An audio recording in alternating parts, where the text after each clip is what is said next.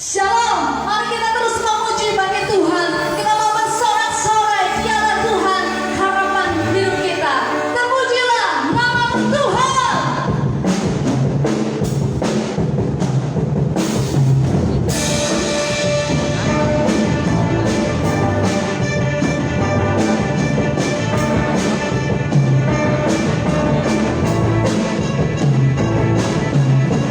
Terpujilah nama Tuhan.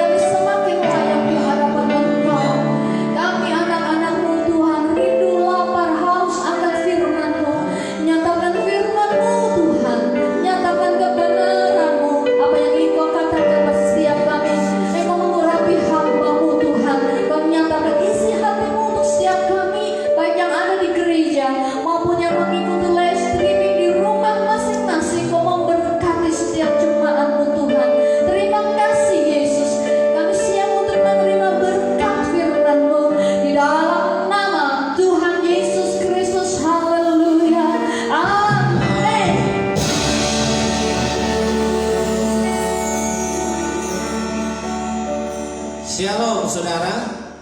Selamat pagi saudaraku yang dikasih Tuhan, terkhusus jemaat GBS Purwokerto, di mana pagi hari sepanjang hari dari hari kemarin kota Purwokerto diguyur oleh hujan, dan dari pagi pun hujan sudah menunjukkan kedatangannya. Saudaraku yang dikasih Tuhan, selamat hari Minggu, selamat beribadah, selamat berkumpul dengan keluarga saudara hari ini dimanapun saudara berada, baik yang ada di rumah masing-masing maupun yang sedang ada dalam situasi khusus hari ini. Saudaraku yang dikasih Tuhan, Yakobus 6 ayat 16 berkata, sebab di mana ada iri hati dan mementingkan diri sendiri, di situ ada kekacauan dan segala macam perbuatan jahat. Sekali lagi, sebab di mana ada iri hati dan mementingkan diri sendiri, di situ ada kekacauan dan segala macam perbuatan jahat. Jadi saudaraku yang dikasih Tuhan, perbuatan jahat dan kekacauan itu terjadi karena ada iri hati dan mementingkan diri sendiri, saudaraku. Saudaraku yang dikasih Tuhan, bahkan ayat 5 ayat yang kedua berkata demikian, sesungguhnya orang bodoh dibunuh oleh sakit hati. Orang bodoh dibunuh oleh sakit hati, dan orang bebal dimatikan oleh iri hati. Jadi saudaraku, iri hati dan sakit hati itu saudara kandung, di mana membuat seseorang menjadi bodoh dan menjadi bebal. Karena di situ akan timbul niat jahat, perbuatan jahat, dan pertengkaran dan kekacauan. Saudaraku yang dikasih Tuhan, saudaraku yang dikasih Tuhan, hari ini kita akan bahas tentang pembelaan Tuhan. Pembelaan Tuhan terhadap kehidupan orang yang percaya kepada Tuhan, di mana hari-hari ini terjadi penggenapan tentang nubuat Alkitab tentang akhir zaman, bahwa di zaman akhir, di akhir zaman itu akan terjadi penganiayaan terhadap orang yang percaya kepada Tuhan. Di situ muncul kekacauan dan pertengkaran. Saudaraku yang dikasih Tuhan, pembelaan Tuhan itu nyata bagi orang yang percaya. Orang benar itu pasti dibela oleh Tuhan.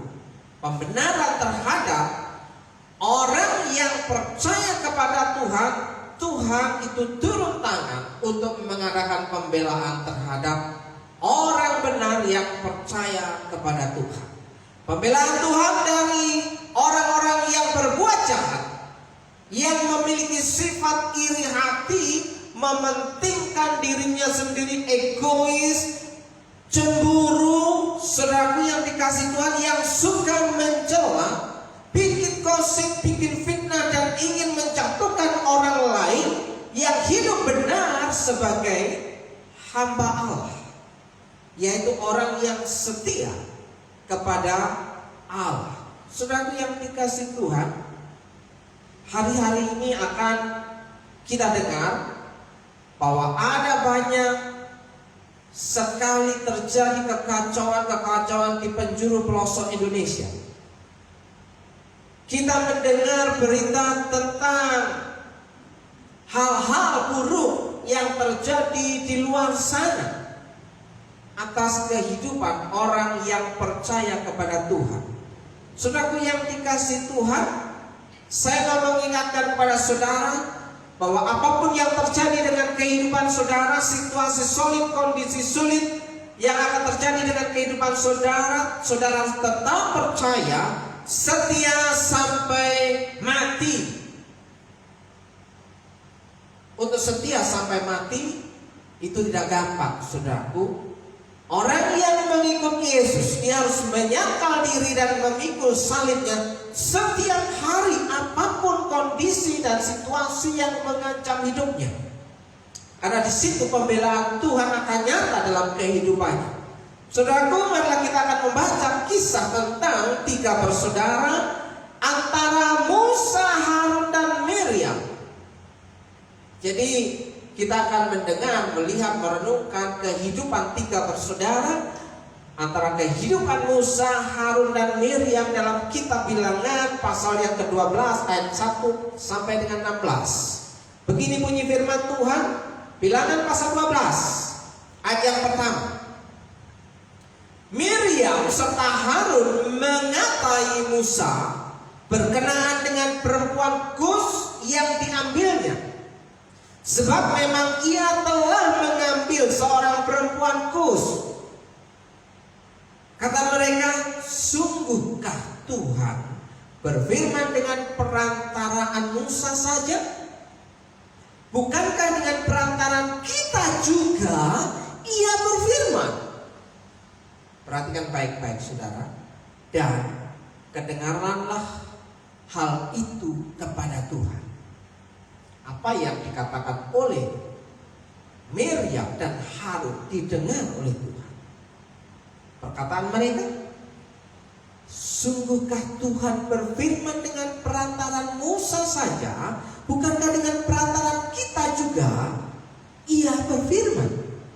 Dan itu didengar oleh Tuhan. Ayat yang ketiga, adapun Musa ialah seorang yang sangat lembut hatinya, lebih dari setiap manusia yang hidup di atas muka bumi. Lalu berfirmanlah Tuhan dengan tiba-tiba kepada Musa, Harun, dan Miriam, keluarlah kamu bertiga ke kemah pertemuan. Maka keluarlah mereka bertiga. Lalu turunlah Tuhan dalam tiang awan dan berdiri di pintu kemah itu, lalu memanggil Harun dan Miriam. Maka tampillah mereka keduanya. Lalu berfirmanlah ia, dengarlah firmanku ini. Jika di antara kamu ada seorang nabi, maka aku Tuhan menyatakan diriku kepadanya dalam penglihatan. Aku berbicara dengan dia dalam mimpi. Bukan demikian hambaku Musa, seorang yang setia dalam segenap rumahku. Berhadap-hadapan aku berbicara dengan dia, terus terang bukan dengan teka-teki, dan ia memandang rupa Tuhan. Mengapakah kamu tidak takut mengatai hambaku Musa? Sebab itu bangkitlah murka Tuhan terhadap mereka. Mereka itu Miriam dan Harun. Lalu pergilah ia meninggalkan mereka. Dan ketika awan telah naik dari atas kemah, maka tampaklah Miriam kena kusta, putih seperti salju. Ketika Harun berpaling kepada Miriam, maka dilihatnya bahwa dia kena kusta. Lalu kata Harun kepada Musa, Tuanku. Harun memanggil Musa dengan sebutan Tuanku. Karena memang posisi Musa pada waktu itu adalah pemimpin tertinggi di bangsa Israel. Janganlah kiranya timpakan kepada kami dosa ini yang kami perbuat dalam kebodohan kami.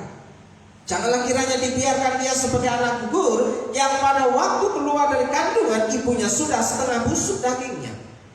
Lalu berserulah Musa kepada Tuhan, ya Allah, sembuhkanlah kiranya dia.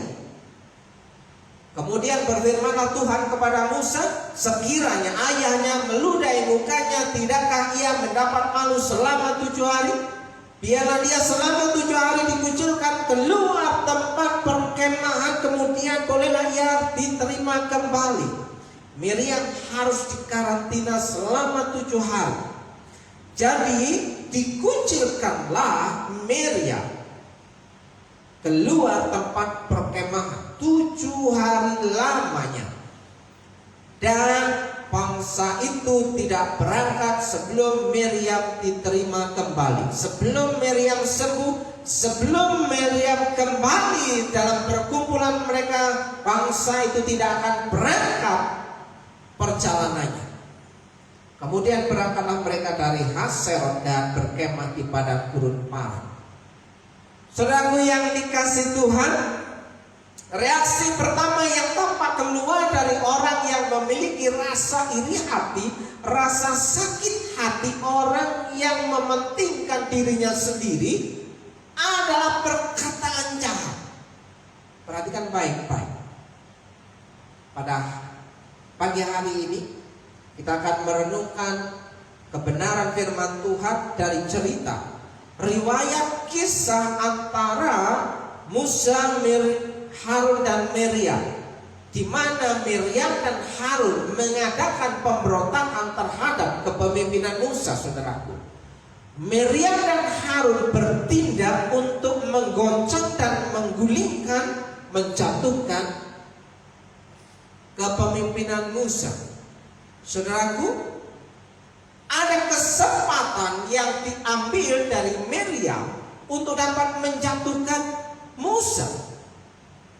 Ya, apa yang mereka tangkap sehingga bisa menggoreng berita sebagai sumber untuk bisa mengatai, dikatakan mengatai Musa.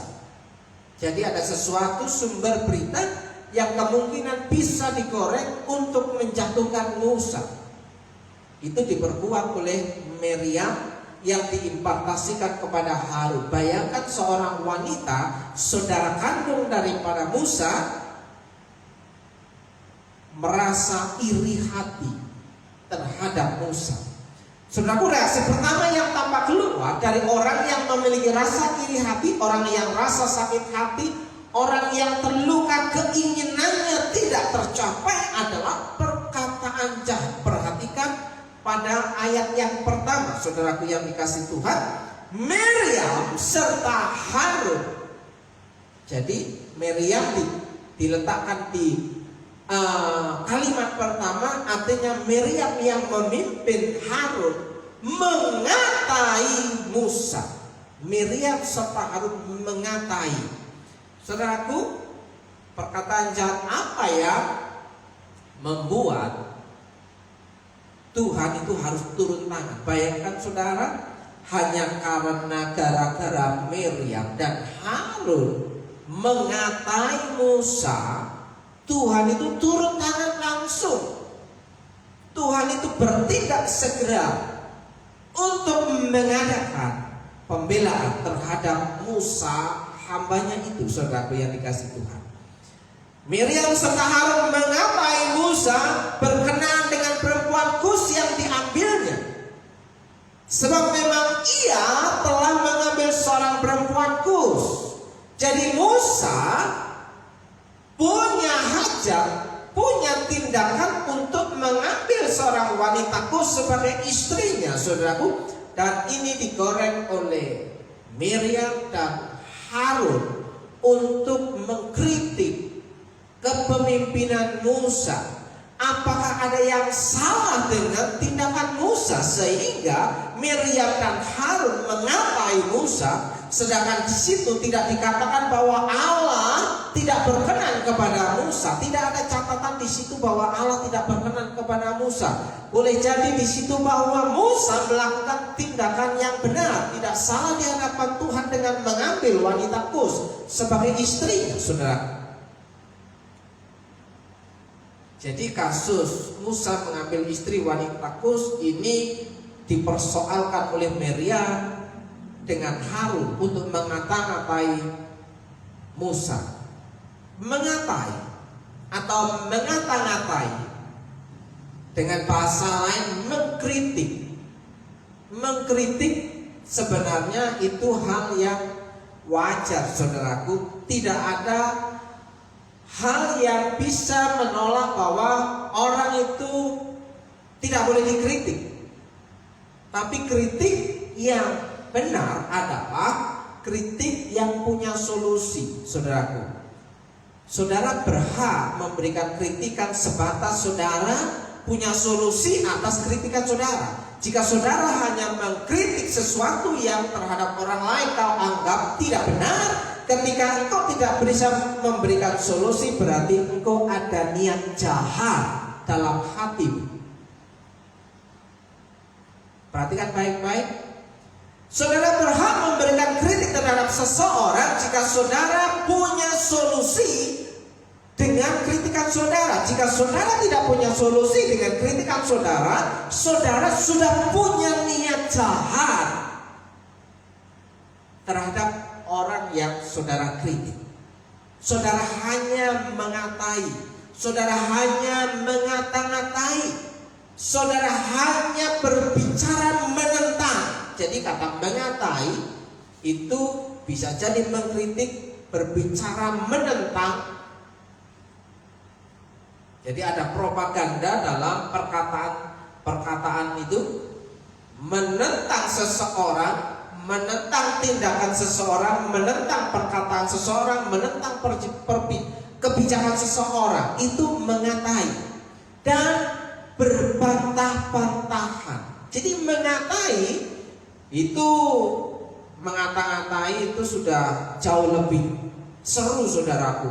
Kalau hanya mengatai, kalau dilanjutkan dengan mengata-ngatai, wah itu sudah tindakan yang berkelanjutan, mengkritik yang terus-menerus, berbicara menentang seseorang dan berbantah-bantah. Bukankah ini benih pertengkaran, benih perpecahan, benih kekacauan yang akan terjadi dalam kehidupan kita kalau ada sesuatu yang dipertentangkan tanpa ada solusi? Saudaraku yang dikasih Tuhan, mengatai sama dengan mencela, dikatakan mengatai sama dengan mencemooh. Wow, saudaraku yang dikasih Tuhan, ternyata Miriam bersekongkol dengan Harun mengatai Musa. Ternyata ketika kita lihat dan telusuri, mereka berdua itu yang dipimpin oleh Miriam, ternyata mereka mengadakan niat jahat, tindakan jahat karena sudah mencemooh, sudah mencela. Kalau dalam bahasa sekarang lebih terkenal kerennya adalah mencaci maki. Ya, penting kalau nyanyinya caci maki saja diriku, lebih bisa terima. Seperti hanya Musa yang lemah lembut, ketika dicela, dicaci maki, dia menerima hal itu dengan lemah lembut. Saudaraku yang dikasih Tuhan, apakah ada yang salah dengan Musa sehingga Miriam dan Harun mengatainya, mencelanya, mencemoohnya, ya, membantahnya, menentangnya? Ya, perhatikan baik-baik pada ayat yang kedua. Apa motif Miriam itu mengatai Musa? Ada motif yang terselubung, ada motif yang tersembunyi dalam hati Miriam ketika dia mengatai Musa. Musa menikah tidak salah, Musa mengawini seorang wanita tidak salah. Secara legal, formal, secara sah dia mengawini, mengambil wanita Kus menjadi istrinya, itu tidak salah. Karena tidak ada catatan di situ bahwa Musa bersalah dengan mengambil wanita Kus. Lalu apa yang terjadi dengan hati Miriam, saudara? Kita akan melihat dan mencek sebenarnya isi hati Miriam itu seperti apa. Pada pasal yang ke-12 ayat kedua, kata mereka, jadi Miriam menghasut Harun, mereka sama-sama bersekongkol dan berkata, sungguhkah Tuhan berfirman dengan perantaran Musa saja? Jadi yang dipersoalkan di sini bukan masalah Musa kawin, tapi yang dipersoalkan di sini adalah apakah Tuhan itu hanya berfirman hanya melalui Musa saja? Beda ceritanya kan? Isu yang dihembuskan Musa kawin, tapi kata-kata yang dikeluarkan adalah apakah hanya Musa saja yang bisa menyampaikan firman Tuhan, yang bisa menyampaikan pesan Tuhan? Sungguhkah Tuhan berfirman dengan perantaran Musa saja? Bukankah dengan perantaran kita itu antara Miriam dan Harun? Jadi Dari kata mengatai ada isi hati yang terselubung dalam hati Miriam, bahwa Miriam itu sesungguhnya keki, iri, cemburu dengan kepemimpinan Musa. Karena kok hanya Musa saja yang Tuhan suruh, Tuhan bicara tentang firman Tuhan, ya, bukankah dengan kita juga bisa? Nah, saudara, kalau pertanyaan itu kita cermati dari kehidupan Miriam, apakah Tuhan juga berkenan terhadap Miriam, memberikan tanggung jawab itu kepada Miriam? Apakah Tuhan mempercayai Miriam sehingga Miriam bisa melakukan nubuat, pesan firman Tuhan kepada bangsa Israel? Bukankah itu Tuhan sudah menetapkan Musa dalam pekerjaannya itu? Bukankah dengan perantaran kita juga yang berfirman? Ada rasa cemburu, saudara. Ternyata kecemburuan, iri hati, sakit hati bukan terjadi hanya zaman sekarang saja, tapi itu terjadi pada zaman Musa, Harun dan Miriam. Dan bahkan saudara, perempuan Musa ini yang punya niatan dahulu untuk berbuat jahat, mengatai Musa dan menjatuhkan Musa. Saudaraku yang dikasih Tuhan, perhatikan kalimat selanjutnya. Dan kedengaranlah hal itu kepada Tuhan. Kedengaranlah hal itu kepada Tuhan. Saudaraku yang dikasih Tuhan, apa yang diperbuat Miriam dan Harun itu disoroti oleh Tuhan, itu diperhatikan oleh Tuhan, dan itu membuat Tuhan itu memperhatikan dengan cermat, sehingga Tuhan itu harus turun tangan. Bayangkan saudara, hanya kalau kita boleh berkata itu kan cuma masalah biasa, pertengkaran di antara saudara.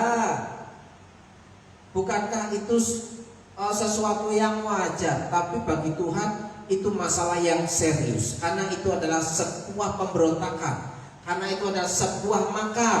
Apa yang Tuhan sudah tetapkan kepada Musa mau dijatuhkan oleh Miriam, dan ini kedengaran oleh Tuhan. Saudara yang dikasih Tuhan, apa yang terjadi dengan kehidupan orang yang seperti Miriam, yang mengatai orang benar, yang mengatai orang yang sudah ditetapkan, yang mengatai orang yang sudah ditunjuk? Apa yang bakal diterima oleh seorang Miriam, dan apa juga yang menjadi kesaksian kita hari ini? Berapa banyak orang yang punya niat jahat menjadi seorang pemberontak, seorang yang tidak tunduk otoritas, seorang makar dalam sebuah kepemimpinan. Saudara boleh lihat bahwa kehidupan mereka, hidupnya tidak akan mengalami yang namanya damai sejahtera. Kalau kita melihat Miriam, apa yang terjadi dengan Miriam, saudara? Rupanya di sini ada maksud terselubung di balik kritikan pedas Miriam dan Harun. Ada rasa iri hati terhadap kekuasaan yang dimiliki Musa. Ada rasa cemburu terhadap kepemimpinan Musa, sehingga mereka ingin menjatuhkan Musa. Terkhusus adalah Miriam yang benar-benar rasa pahit hatinya melihat Musa dipakai Tuhan untuk menyampaikan pesan Tuhan kepada bangsa Israel. Ingat, hal ini dianggap serius oleh Tuhan. Dan kedengaranlah hal itu kepada Tuhan, bahwa iri hati itu jahat di mata Tuhan. Jadi saudaraku, bagaimana dengan kehidupan kita, keluarga kita, anak-anak kita? Apakah kita menciptakan situasi dan kondisi bahwa di antara keluarga kita, di antara anak-anak kita menciptakan benih kecemburuan, benih iri hati? Karena kita salah dalam pola asuh terhadap anak. Kita lebih memilih-milih, kita lebih memilah-milah dan membandingkan anak yang satu dengan anak yang lain sehingga timbul kecemburuan iri hati. Kenapa kakak diperhatikan, kenapa adik diperhatikan sementara saya Anda? Siapa yang memunculkan benih rasa iri hati? Bukankah itu dari pola asuh yang terjadi dalam keluarga kita? Dan ini dianggap serius oleh Tuhan, seperti hanya Tuhan memandang Miriam dan Harun itu serius. Kenapa? Akan muncul pertengkaran, kekacauan, dan kematian. Saudaraku yang dikasih Tuhan, hal itu dianggap serius oleh Tuhan, bahwa iri hati itu jahat di mata Tuhan. Orang yang punya iri hati, rasa iri hati, orang yang punya hati yang terluka, orang yang punya rasa sakit hati, ya, saudaraku, Ayub pasal yang kelima ayat kedua dikatakan sesungguhnya orang bodoh dibunuh oleh sakit hati. Jadi orang yang sakit hati itu dikatakan bodoh. Orang yang merasa, yang kita rasa bahwa kita sakit hati terhadap seseorang, dia tidak merasakan apa-apa. Kita sendiri yang baper, kita merasa bahwa kita itu baik. Dan orang bebal dimatikan oleh iri hati. Jadi iri hati itu bisa membunuh, saudaraku. Bukan hanya membunuh orang lain, tapi juga membunuh dirinya sendiri. Orang bebal dimatikan oleh iri hati. Jadi berhati-hatilah saudara sebelum terlambat. Bereskan dulu rasa iri hati, bereskan dulu rasa sakit hati, bereskan dulu hati yang terluka supaya dibalik dan disembuhkan oleh Tuhan, supaya hidup kita menjadi hidup yang penuh dengan damai sejahtera dan sukacita. Kita dapat menikmati hidup walaupun dalam situasi sesulit apapun, saudara. Apa yang membuat seseorang itu menjadi iri hati? Saudaraku yang dikasih Tuhan, kalau Yakobus mengatakan demikian, apakah yang menyebabkan pertengkaran dan perkelahian di antara saudara sekalian? Yakobus pasal yang keempat ayat yang pertama.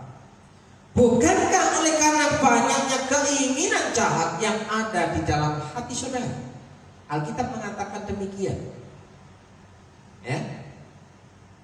Karena banyaknya keinginan yang tidak terpenuhi, ya, keinginan jahat yang ada di dalam hati kita akan menimbulkan pertengkaran dan perkelahian di antara saudara.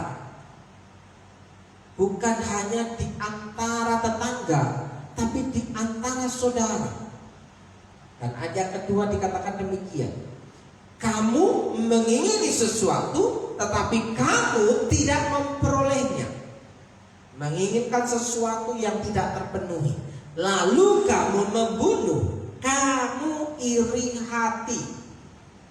Bandingkan dengan perkataan Ayub, bahwa orang bodoh dibunuh oleh sakit hati, orang bebal dimatikan oleh iri hati. Bisa membunuh orang lain dan bisa membunuh dirinya sendiri. Ya, membunuh diri sendiri. Orang yang sakit hati, orang yang itu akan mati secara perlahan-lahan, saudara, ngenes, ya kan? Kalau boleh dibilang matinya itu pelan-pelan, saudara, tidak langsung blek-sek, enggak, mati ngenes, ya, karena sudah nggak bisa ada sukacita lagi, karena hanya yang dipikirkan kecewa, luka. Akhirnya dia tidak punya gairah hidup, dia penuh dengan dendam dalam semua tindakannya, tapi tidak tercapai keinginannya, maka akan membuat dia hopeless. Tidak punya teman, tidak punya kawan, dia hanya sendiri. Orang yang kesepian, lonely itu umurnya tidak panjang, saudara. Boleh percaya, boleh tidak. Tapi Alkitab mengatakan bahwa hati yang gembira adalah obat yang maju, sementara kepedihan hati itu membungkukkan tulang. Tulang menjadi kering, ya, pengeroposan tulang, ya, seperti kekurangan zat kalium, saudara yang dikasih Tuhan, sehingga membuat kondisi fisiknya melemah. Saudaraku yang dikasih Tuhan, tetapi kamu tidak mencapai tujuanmu lalu kamu bertengkar dan kamu berkelahi. Kamu tidak memperoleh apa-apa karena kamu tidak berdoa. Saudaraku, kok ada kalimat terakhir dalam perkataan Yakobus, karena kamu tidak berdoa. Bagaimana mungkin orang itu bisa berdoa dengan jujur sementara hatinya ada luka, sementara hatinya sedang sakit, sementara dia sedang punya rasa iri hati, cemburu, dendam? Bagaimana dia bisa berdoa? Kalaupun dia berdoa, yang terjadi saudaraku, jangan bikin dia sehat, bikin dia umurnya pendek. Saudaraku yang dikasih Tuhan, itu orang yang punya rasa iri hati, sakit hati, orang yang punya rasa bahwa dia punya keinginan yang tidak tercapai karena ada niat jahat dalam kehidupannya. Saudara, orang yang punya rasa iri hati tidak mungkin bisa berdoa dengan jujur, pasti doanya jelek-jelek pada orang lain. Kalau boleh Tuhan balas dia Tuhan, kalau boleh Tuhan bikin dia sakit, kalau boleh Tuhan, bukan kalau boleh lagi, doanya sudah perintah-perintah Tuhan, jadikan dia sakit, jadikan dia menderita, jadikan dia gagal dalam kehidupannya. Bukan kalau boleh lagi, sudah memerintah Tuhan. Sekarang yang jadi Tuhan siapa? Sekarang yang jadi Tuhan siapa dalam kehidupan kita? Ketika kita ada rasa sakit hati, luka itu, saudaraku, akhirnya Tuhan diperintah-perintah. Tidak mungkin orang yang sakit hati, tidak mungkin orang yang pahit hati, orang yang terluka, yang punya dendam kesumat bisa berdoa dengan jujur. Orang yang punya rasa iri hati adalah disebut manusia lama, manusia duniawi. Dia tidak memikirkan perkara surga, dia tidak memikirkan perkara Tuhan, dia tidak memikirkan perkara yang di atas, yang dia pikirkan hanya perkara di duniawi. Bagaimana dia menjadi orang yang berkuasa di dunia ini, saudara, tanpa mengindahkan Tuhan. 1 Korintus 3 ayat 3, karena kamu masih manusia duniawi, sebab jika di antara kamu ada iri hati dan perselisihan, bukankah hal itu menunjukkan bahwa kamu manusia duniawi dan bahwa kamu hidup secara manusiawi? Kedaginganlah yang muncul, egoislah yang muncul, semua dimilikinya niat jahat itu, saudaraku, tanpa memikirkan orang lain, tidak mau peduli dengan orang. Yang penting niatku tercapai. Saudaraku yang dikasih Tuhan, kita kembali kepada Bilangan pasal 12. Lalu siapakah Musa sehingga Tuhan harus turun tangan mengadakan pembelaan terhadap dia dan memanggil Miriam dan Harun? Saudaraku yang dikasih Tuhan, hal yang menarik saudara ketika kita melihat bacaan kita hari ini, ya. Adapun Musa ialah seorang yang sangat lembut hatinya. Nah, saudaraku, siapakah Musa sehingga Tuhan membelanya? Siapakah Musa sehingga Tuhan turun tangan, turun campur dalam kehidupan Musa yang dialami oleh Musa? Saudaraku yang dikasih Tuhan, adapun Musa ialah seorang yang sangat lemah lembut, sangat lembut hatinya. Sangat lembut hatinya itu adalah Musa itu rendah hati, saudaraku. Orang yang rendah hati, orang yang lembut hatinya itu ibaratnya ketika mengalami sesuatu dia bisa menerima dengan ikhlas. Rendah hati itu memposisikan bahwa semua kepentingan di atas kepentingan Tuhan, bukan di atas kepentingan dia. Jadi Tuhan yang dia pikirkan, bukan apa yang menjadi kepentingan yang dia pikirkan. Itu yang namanya lemah lembut. Berbeda dengan karakter Miriam dan Harun. Itu arogan. Dia mengata-ngatai kakaknya, dia mengata-ngatai Musa, dan bahkan menghasut Harun untuk bersekongkol ikut mengatai dan menjungkir balikan, menggulingkan si Musa. Tapi Musa dikatakan dia punya hati yang sangat lembut hatinya. Musa adalah orang yang rendah hati. Dia tahu bahwa yang dilakukan oleh Miriam dan Harun itu salah, tapi dia tidak berkata apa-apa di situ. Apakah kita bisa mencontoh Musa?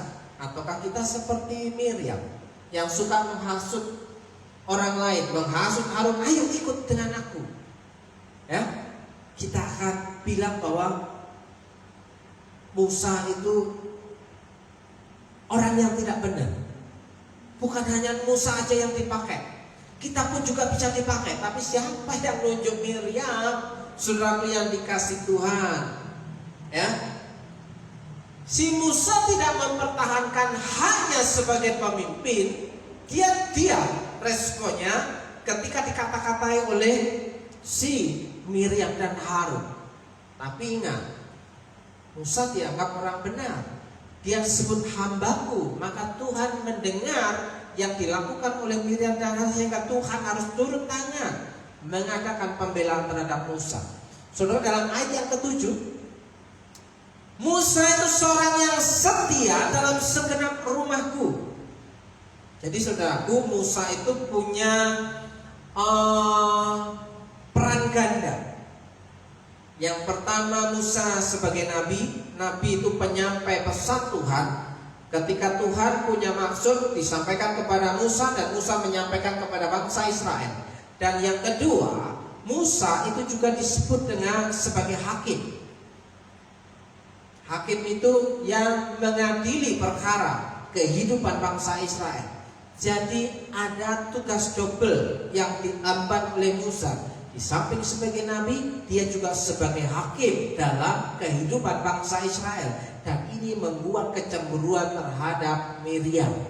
Saudaraku, cemburu, sakit hati, iri hati akan membuat kekacauan, membuat pertengkaran, dan akhirnya terjadi pembunuhan. Saudaraku yang dikasih Tuhan, Musa seorang yang setia dalam segenap rumahku. Musa setia dalam pekerjaannya sebagai hamba Tuhan, hamba Allah di rumah Tuhan, di kemah pertemuan. Saudaraku, ingat, yang pertama, Musa seorang yang lembut, sangat lembut hatinya, rendah hati. Yang kedua, Musa seorang yang setia melayani tanggung jawab sebagai hamba Tuhan. Dan yang ketiga, pada ayat yang ke-13, Musa itu suka berdoa. Ketika Harun memohon kepada Musa, meminta maaf kepada Musa, Musa langsung merespon bahwa dia langsung berdoa kepada Tuhan dan mohon pengampunan untuk Miriam, seorang yang setia. Dan yang ketiga, suka berdoa dan juga suka mengampuni. Saudara, karakter inilah yang membuat Tuhan turun tangan mengadakan pembelaan terhadap Musa. Yang pertama, rendah hati, lembut hatinya. Yang kedua, setia, dia jujur, ya, dia rajin. Ya, orang yang setia, jujur, rajin, tidak malas. Dan yang ketiga, dia suka berdoa dan mengampuni. Orang yang suka berdoa harusnya suka mengampuni, karena orang yang suka mengampuni pasti dia juga suka berdoa, karena dia punya kedekatan hati dengan Tuhan. Orang yang suka berdoa itu harusnya punya kedekatan hati dengan Tuhan dan punya rasa apa yang dirasa oleh Tuhan, mengampuni, seperti hanya Tuhan mengampuni kita. Tidak mungkin orang yang suka berdoa itu tidak bisa mengampuni. Kalau orang yang suka berdoa tapi dia tidak bisa mengampuni, dia hanya pandai berkata-kata tentang Tuhan, bukan sedang berbicara kepada Tuhan. Maksudnya dia bukan orang percaya. Orang yang percaya berkata-kata dengan Tuhan dan mendengar apa yang Tuhan katakan, dan dia melakukan apa yang Tuhan mau, mengampuni, sehingga pertengkaran itu tidak akan terjadi, saudaraku. Pembelaan Tuhan itu akan turun terhadap orang yang rendah hati, setia, dekat Tuhan, dan suka mengampuni. Jika saudara hari ini ingin memiliki pembelaan Tuhan atas hidup saudara, dan Tuhan turun tangan atas, campur tangan atas hidup saudara, mungkin saudara sedang digosipkan, mungkin saudara sedang difitnah, mungkin saudara sedang dibenci oleh orang lain, mungkin saudara sedang dirongrong oleh orang lain, dan orang lain itu ingin saudara jatuh. Tapi ingat, seperti halnya Musa, ketika Musa menerima hal itu sebagai bahwa ada maksud Tuhan dalam kehidupannya, dan Musa tetap setia, Musa tetap bercakap-cakap dengan Tuhan, dan dia mau mengampuni orang yang sudah mengolok, mencemooh, memaki, mencaci maki dia, mengata-ngatai dia mengampuninya. Tuhan turun tangan. Apakah saudara ingin Tuhan turun tangan, campur tangan dalam kehidupan saudara hari ini? Dalam situasi sesulit apapun, pelajaran penting hari ini adalah jika kita hidup benar di hadapan Tuhan, akan mendapatkan pembelaan dari Tuhan. Perhatikan baik-baik. Jika kita hidup benar di hadapan Tuhan, ya, akan mendapatkan pembelaan dari Tuhan. Tuhan sendiri yang akan menjadi benteng saudara. Tuhan sendiri akan pasang badan untuk kehidupan saudara. Saudara akan dibela oleh Tuhan karena saudara sedang ada dalam pantauan Tuhan. Sementara orang yang seperti Miriam, Tuhan itu mengadakan balasan. Ingat, ada balasan dari Tuhan bagi orang yang hidup tidak benar, seperti halnya Miriam. Miriam dikatakan dia ditinggal pergi oleh Allah. Kenapa Allah pergi? Karena Allah murka, dikatakan. Dan Miriam kena tulah, Miriam kena kusta. Sekarang pertanyaannya, kusta itu harus dikarantina. Kusta itu adalah aib. Kusta itu harus dikucilkan, diasingkan. Ya, kusta itu dianggap dosa karena pemberontakan terhadap Allah. Jadi kusta hari ini apa? Apa yang membuat Tuhan murka? Apa yang membuat Tuhan tidak suka? Apa yang membuat Tuhan meninggalkan kita? Apa yang membuat Tuhan marah sehingga kita tidak sampai tujuan yang Tuhan sudah tetapkan? Kusta apa yang iri hati, sakit hati, dendam, ingin merasa dia lebih tinggi, ingin bahwa dia ingin berkuasa daripada orang lain, niat jahat terhadap orang lain, sehingga membuat Tuhan meninggalkan kita. Apa bukti Tuhan itu dengan tanda kutip meninggalkan kita? Apa yang kita doakan seperti angin lalu, dan apa yang kita kerjakan seperti tidak ada hasil. Saudaraku, iri hati itu akan menghambat kita sampai kepada tujuan. Ingat kasus Miriam.